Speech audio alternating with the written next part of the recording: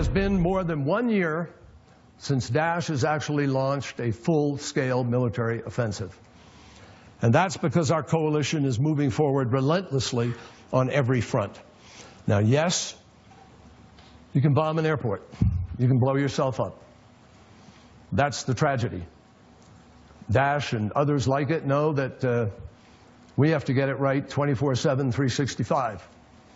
They have to get it right for 10 minutes or 1 hour. So it's a very different scale.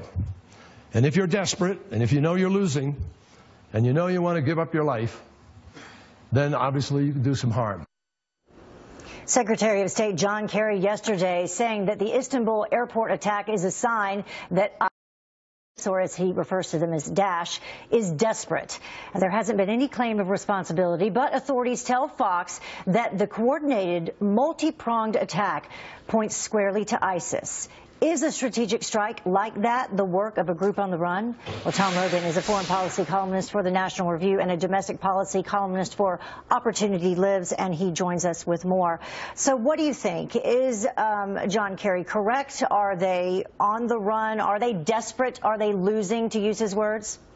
Good to be with you, Heather. I think if you look at what's happening to the Islamic State or Daesh in Iraq and Syria, they are under more pressure in their territory. And I had a piece for National Review a couple of months back talking about the Baghdad bombings. They've had these major attacks in Baghdad and how they're trying to move towards terrorism in this conventional sense as their territory comes under more pressure.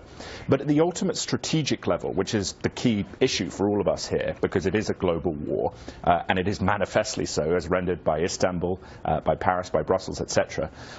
The fact of the matter is that the Islamic State has always had the notion inherently of conquering the world in pursuit of its ordained mission as it sees it. The world must be purified under the banner of Salafi jihadism, which is their ideology.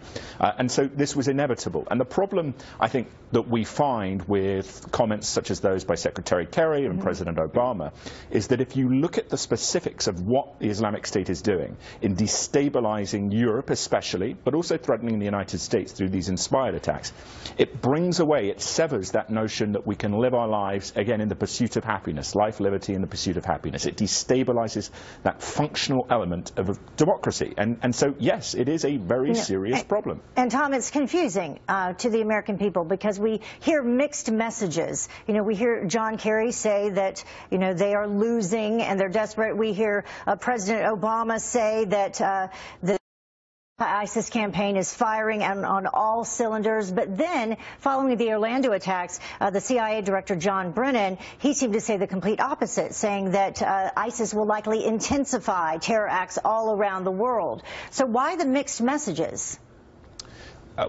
Very simple, why the mixed messages. Because President Obama, to a lesser degree Secretary Kerry, and Ben Rhodes especially, President Obama and Ben Rhodes are in space on this issue, quite frankly. And you know, it's not hyperbole.